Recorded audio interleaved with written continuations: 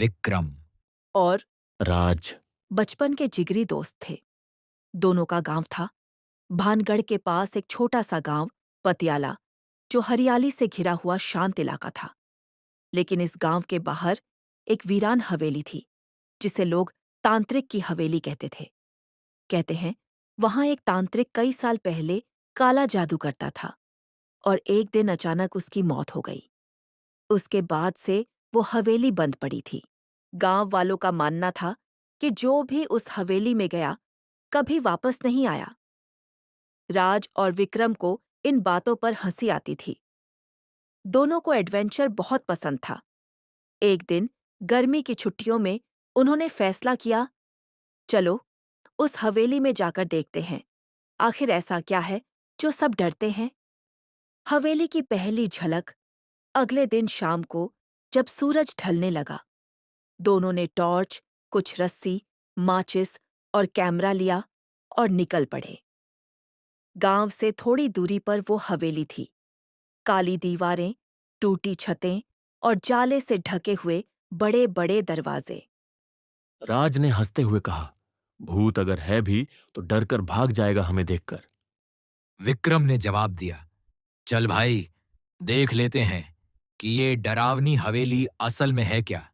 उन्होंने दरवाजा धकेला। चूं चूं करती आवाज के साथ भारी दरवाजा खुला। हवेली के अंदर अंदर बहुत सन्नाटा था। फर्श पर धूल थी, दीवारों पर तांत्रिक मंत्रों के निशान थे। हवा ठंडी और अजीब सी थी। टॉर्च की रोशनी में उन्हें कई पुराने सामान दिखे, काली किताबें, बर्तन और एक बड़ी सी तख्त जिस पर कुछ सूखे फूल रखे थे।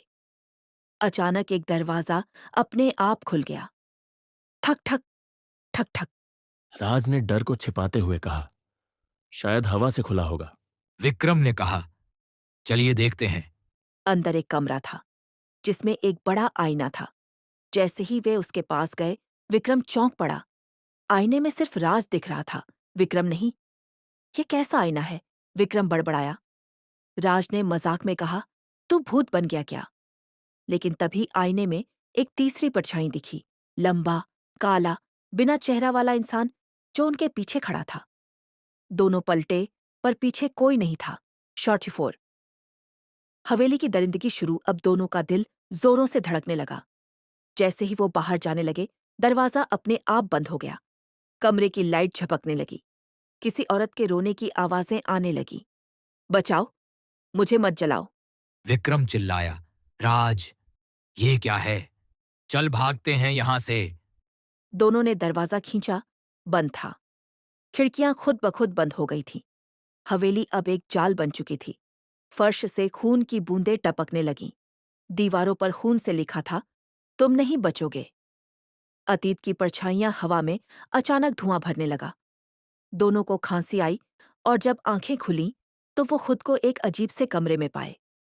चारों तरफ मोमबत्तियां थीं। बीच में एक तांत्रिक की लाश जैसी आकृति थी, जिसके हाथ में एक माला थी। और एक औरत जंजीरों में बंधी चिल्ला रही थी, मुझे बचाओ, ये मुझे भस्म कर देगा। तभी वो तांत्रिक की लाश हिलने लगी। उसकी आंखें खुल गईं, बिना पुतली की डरावनी आंखें।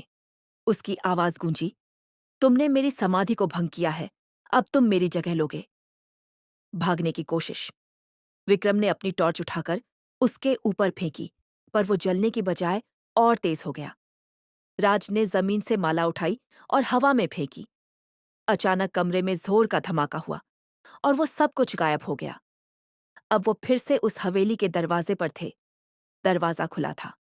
वो बिना कुछ देखे दाएं दौड़ते हुए बाहर निकले और बिना पीछे देखे सीधा गांव भागे।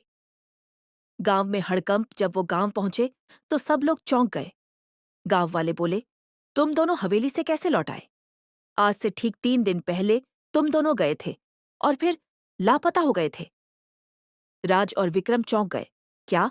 हम तो बस एक रात अंदर रहे। लेकिन सच्चाई यही थी, वो 3 दिन तक हवेली में गायब थे, जबकि उन्हें लगा बस कुछ घंटे बीते हैं। अंत? लेकिन क्या सच में अंत? उस रात के बाद से राज और विक्रम कभी जैसे पहले थे वैसे नहीं रहे। विक्रम नींद में बोलने लगा, तांत्रिक आ रहा है, आग, आग, बचाओ। राज के शरीर पर धीरे धीरे तांत्रिक मंत्र खुद ब खुद उभरने लगे थे। गांव के पंडित ने कहा, तुम लोग सिर्फ बाहर लौटे हो, लेकिन वो हवेली तुम में जिंदा है। अब दोनों गांव से दूर कहीं और रहने चले गए। लेकिन आज भी जब कोई नई पीढ़ी के लड़के उस हवेली के पास जाते हैं, तो एक आवाज आती है, अब तुम बारी हो।